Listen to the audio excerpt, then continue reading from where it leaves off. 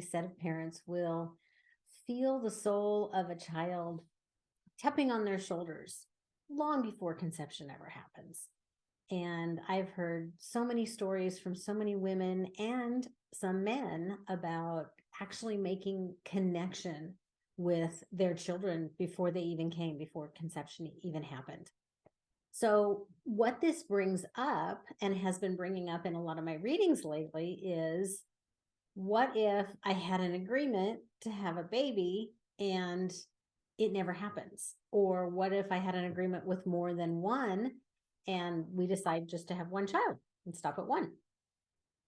And I have some really fun stories around that. So first, let's just talk about the different ways a soul becomes the child of a parent or a set of parents. So one is, quite often we're part of the same soul circle and there's an agreement made before anybody comes.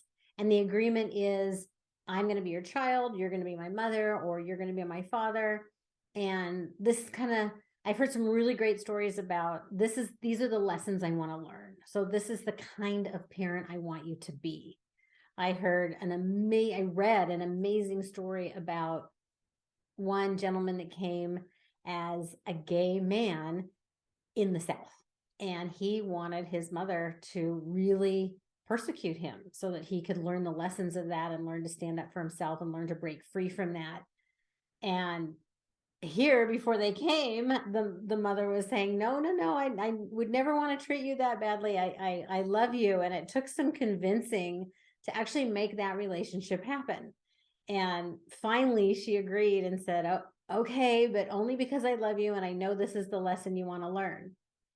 So doesn't that shed some amazing light on why some of the relationships you have might be the way that they are? Okay, so that's one thing. We plan this all ahead.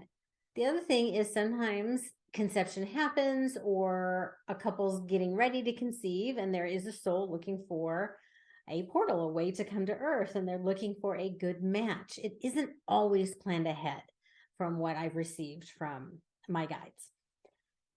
Another thing is a birth is going to result in a chain of events for people to get together. So for example, somebody wants to be adopted by a certain set of parents, so everything's being orchestrated so that can actually happen. So conception happens with the correct mother to make that chain of events happen so that that child ends up with the right parent. So all these different avenues, all these wonderful ways that parent-child relationships happen.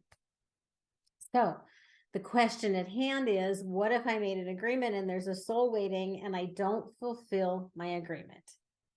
I had a reading not long ago and she has a wonderful baby and wasn't sure she wanted to have more children, but felt the presence of a girl with her. And we were able to talk to that soul, that girl, about the situation and what was going to happen. Well, this was so beautiful. So she was very much with the boy all the way leading up to conception. They were both there, ready to be this woman's children. Had she conceived twins, they would have come as twins. And then when she didn't, the girl hung around. And now that she's deciding she's probably not going to have any more kids, there was an open discussion, and she's actually considering waiting and becoming the boy's child later in his life. So much fluidity here. And that's the message I'm trying to give is there's decisions are made, plans are made, but there's fluidity for the greater good of all that are involved. And I don't want there to be guilt around, oh, what if there's somebody else that was going to be my child, or grief. I know that grief can occur. Picture it, imagine it, if you will, as if you were planning on going on, I was going to say going on vacation, but more appropriate would be you're going on a retreat, an educational retreat, going to have an experience with somebody, and then you're not. It gets canceled. We're not going to do that together as planned. We're going to do something else. It's going to look a little bit different. So imagine all the lives that we have and all the opportunities that we have, and lighten it up a little. Try not to make it so very, very heavy. And I understand the pull. I even understand the grief in the moment when you kind of learn that there was a soul there for you. I was going through an amazing meditation one day, and all of a sudden there was a young man there. And I wanted to know who he was. And he told me, if you and Jim, who is my current husband, had stayed together in high school, I was going to be your son, because we dated very briefly, but then we didn't. And we reconciled many, many years later. So here, all of a sudden, I have this news that there was a soul waiting to be our child had we decided to conceive at that time or a little bit after. And I had grief. I was sad. What had I missed? What had I missed? And so I understand these feelings that can come along. So, but I think my biggest piece and my biggest guidance that I have is that we all connect in the ways that we're meant to. It's all divine. It's all divinely guided, and it's fluid, and things happen in different ways. And it's all okay. And as long as the love stays and the love lives, we're good.